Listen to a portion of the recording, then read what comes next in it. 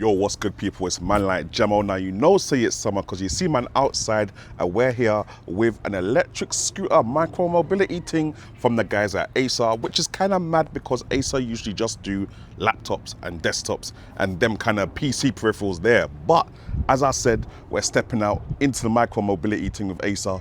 Let's go give it a little product tour and see what's really good.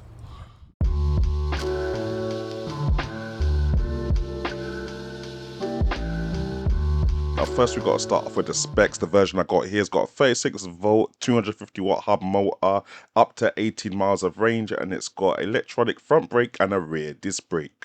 Setup was also pretty easy. Literally take the scooter out of the box, remove the polystyrene, and then connect the handlebar to the top of the stem. Fam, I'm not gonna lie, the little black and green paint job is low-key wavy. Let's start off with the handlebars, fam.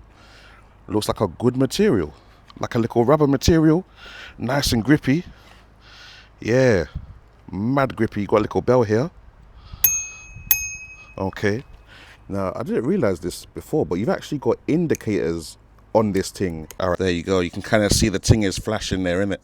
So that's the left indicator. Very sick, very sick, very sick. And if I put the right indicator on, obviously you got it doing its thing there as well, fam. I'll put for the brake, obviously you got the brake light as well, which flashes.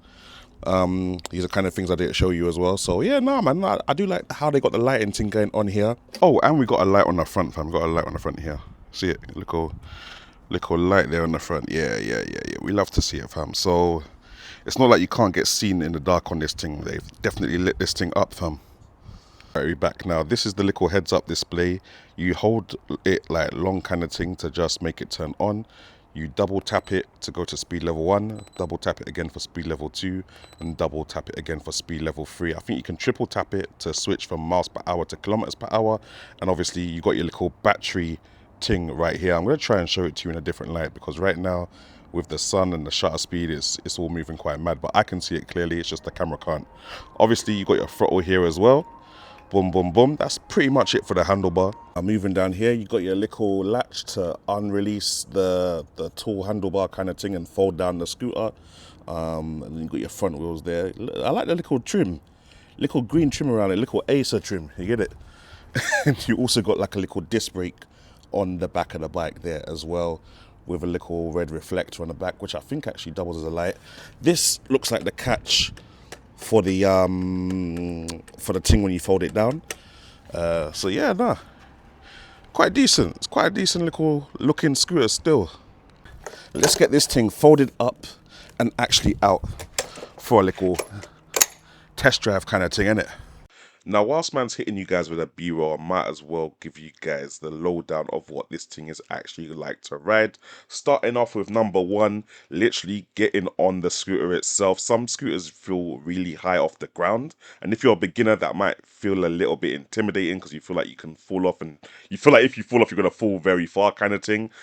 That's not the situation with this. This feels very low to the ground, very easy to step on and step off, and I feel like the balance on this scooter is about the same as any other electric scooter anyway. So definitely quite a good scooter to start off with if you was a beginner trying out electric scooters, for example. Now, second thing is the ride comfortability, and I can't lie, there is zero absorption and suspension on this scooter. I'm feeling every single bump and crack in the tarmac, as you do with most other scooters that don't come with any, suspension and them thing there. Obviously, I could let out a bit of air from the tires to soak up some of the shock from riding on the tarmac and off-road, but I'll just leave it as it is. It's not too bad, it's just you're gonna know that you're bumping up and down a lot depending on how smooth your riding floor is. Now, third thing I want to mention is the weight limit. This thing is rated at 100 kgs maximum. Now, Man is 50 kgs over that, hence the title of this video, and hence me literally just trying to see what this scooter is like for heavier riders. Now, I can only get 10 miles per hour maximum on a straight flat road. If I'm going at any kind of incline at all, that speed can be reduced by half, if not more. I'm talking like 3 miles per hour, to the point where it's just embarrassing because people are going to see you on the scooter riding at walking speed, yeah? And they're gonna be like, why is this person not just walking? Why are they even on a scooter if they're gonna be going that slow? So that's one of the things you need to be aware of if you're a heavier rider or if you're a lighter rider with a heavy load that you're carrying and you're going up an incline.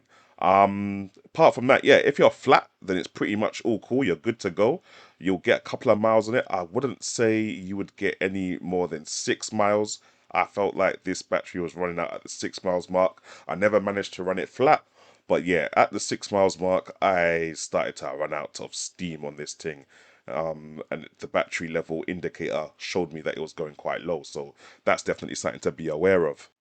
Fourthly is the inclusion of all the lights and indicators on this thing. Love the fact that you got front headlights. You've obviously got the rear brake indicator light that flashes on and off when you're hitting the brakes.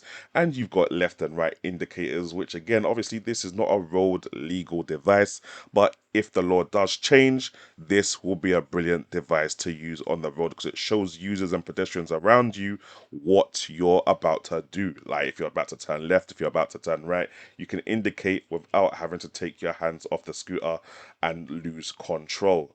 Which obviously, unlike a bike, you can keep pedaling and signal left and right by taking your hand off the handlebars. There's no issue. But if you're taking your hand off the scooter, you're either taking your right hand off, which means you can't accelerate anymore, or you're taking your left hand off, which means you cannot no longer brake before you put your hand back on the handlebar kind of thing. So it's a lot more dangerous to take your hands off an e-scooter than it is of a bicycle, and it's really good that they've made that inclusion to put the indicators and other lights on there. Now, the weight of it is not the lightest, but a lot of these electric scooters are not light in the first place. I wouldn't want to take this up many flights of stairs if I could avoid it. It will definitely be good exercise. I think it's rated at 14 kilograms or something like that. So it's not the heaviest e-scooter I've ever used. Certainly not the lightest either. Yeah, it's just a bit cumbersome when you folded it and you have to take it far. If you're just putting it into the back of a car though, or you're just quickly putting it onto a train platform and you was able to ride to the train platform without going up and down any stairs, then yeah, no, it's not too bad. But like I said, if you've got a lot of stairs to climb with this scooter, it's gonna get very long very quickly.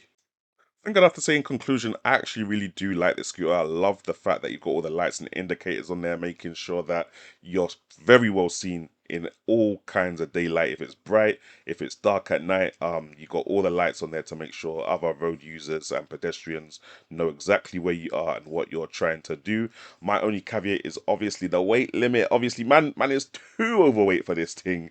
The 150 kg payload that I'm trying to push onto this thing is stressing it out. You can tell by the whirring of the motor, fam. Not that it's too loud, but you can definitely tell that the motor's had better and easier days.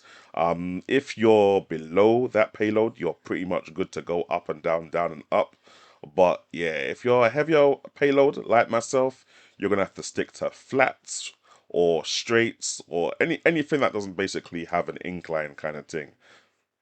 But yes, people, them, I hope that helped you make a decision on this. If you're looking at copping, bear those things in mind. And obviously, if this helped, make sure you leave a little comment to let me know it did. And make sure you like, subscribe, and hopefully, man, will catch you guys in the next videos.